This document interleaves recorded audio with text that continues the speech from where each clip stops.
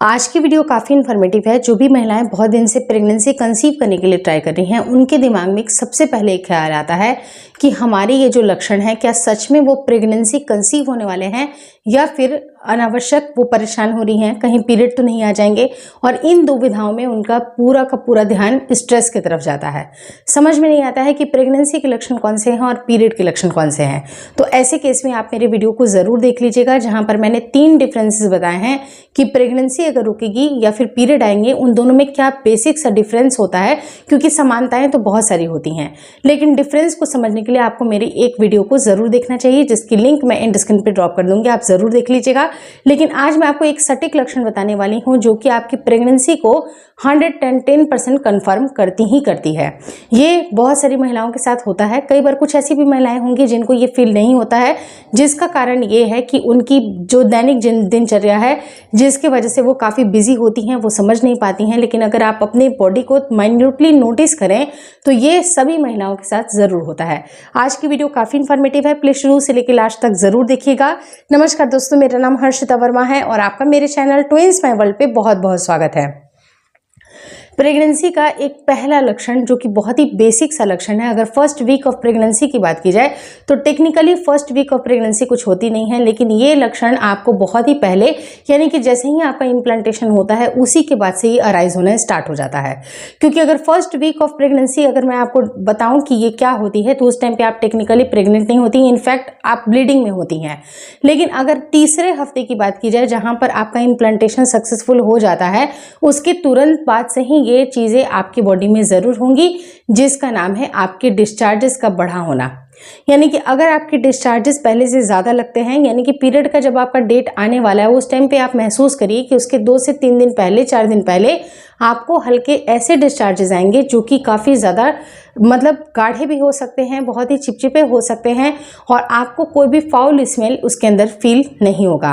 अगर उसका colour milky है, थोड़ा डिस्चार्ज उसका मिल्की है और बिल्कुल ट्रांसपेरेंट नहीं कह सकते हैं, यानी कि बहुत ही अलग टाइप का है, यानी कि फटा फटा दूध जैसा नहीं है, मिल्की डिस्चार्ज है, नॉर्मल क्लियर एक नॉर्मल स्मूथ डिस्चार्ज है, तो ये कहीं ना कहीं आपकी प्रेगनेंसी की निशानी हो सकती है। आप देखिए, डिस्चार्जेस जो होते हैं बहुत तरह के होते हैं। डिस्चार्जेस कई बार ब्लीडिंग से स्टार्ट करें और नेक्स्ट ब्लीडिंग तक स्टार्ट करें तो ये पूरे महीने में कुछ ना कुछ डिस्चार्जेस होते रहते हैं।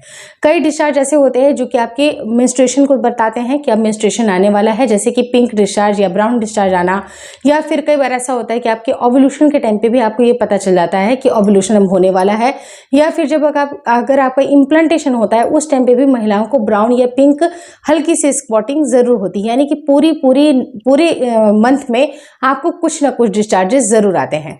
तो ऐसे केस में डिस्चार्जेस को समझना भी बहुत ज़्यादा ज़रूरी है कि कौन से डिस्चार्ज एक्चुअली प्रेगनेंसी के हो सकते हैं। तो देखिए, मैं आपको सटीक एक डेट बताने वाली हूँ कि इम्प्लांटेशन जो होता है वो आपके पीरियड के 20वें दिन के बाद से कभी भी हो सकता है। आपकी साइकिल के ऊपर ये चीज़ें निर्भर करती हैं। अगर आपका साइकिल लंबा है तो आपका इम्प्लांटेशन भी बहुत टाइम के बाद होगा। अगर आपकी पीरियड साइकिल बहुत ही शॉर्ट है, फॉर एन एग्जाम्पल कि 25 दिन की अगर आपकी पीरियड साइकिल है, तो ऐसे केस में हो सकता है कि आपका इम्प्लांटेशन 17 या 18वें दिन पे भी हो जाए।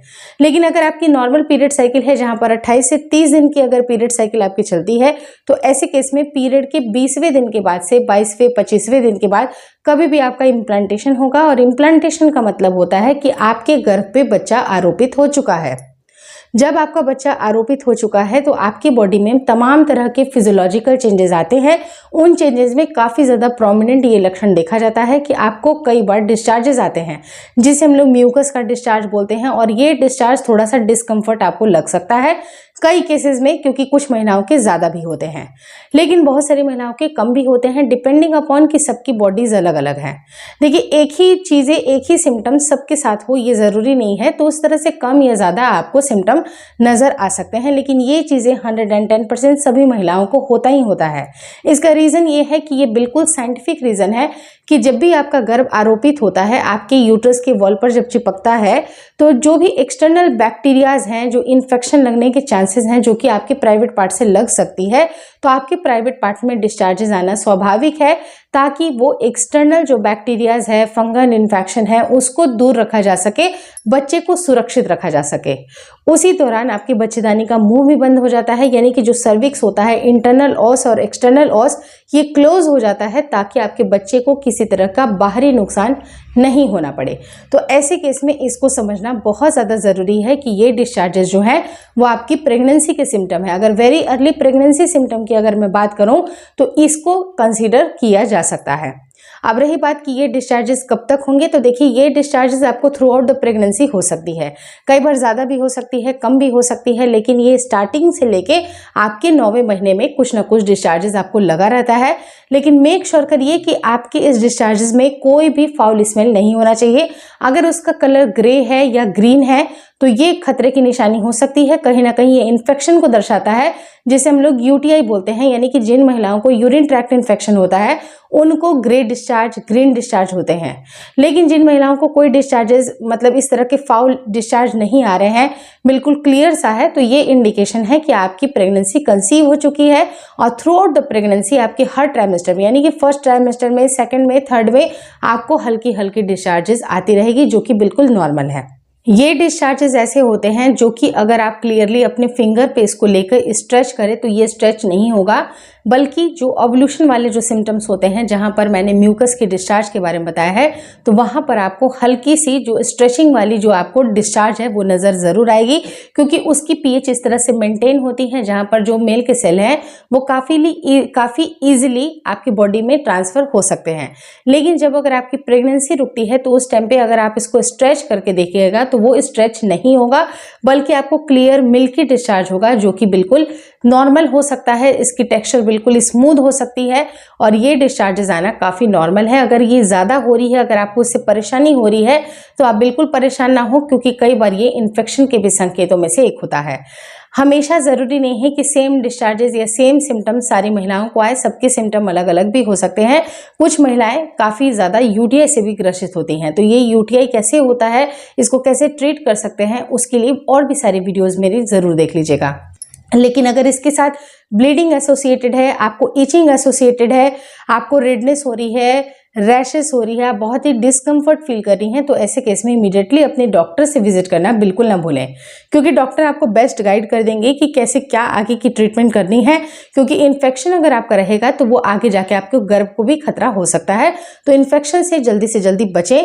और कुछ घरेलू नुस्खे भी मैंने अपने वीडियोस में दिए हुए हैं कि किस तरह से 7 दिन के अंदर अंदर आप अपने प्राइवेट पार्ट की क्लीनिंग अच्छी तरह से कर सकती हैं, जहां पर यूटीआई की समस्या होने की संभावनाएं बहुत कम है। अब अगर किसी महिला को यूटीआई अगर बहुत ज़्यादा होता है तो उनके पेट के निचले हिस्से में भी दर्द होता है, इचिंग होती है, बहुत ही परेशानी होती है, संपर्क के बाद भी काफ़ी ज़्यादा पेन होता है, तो अपने गायनिक से ज़रूर मिलें और उनसे उचित सलाह ज़रूर लें। अगर इस वीडियो में दी गई जानकारी अगर आपको अच्छी लगी तो प्लीज़ लाइक कर दीजिएगा। चैनल पर नए हैं तो चैनल को ज़रूर शेयर और सब्सक्राइब करें। मुझे इंस्टाग्राम पे और फेसबुक का जो मेरा पेज है उसको लाइक और शेयर करना बिल्कुल ना भूलें।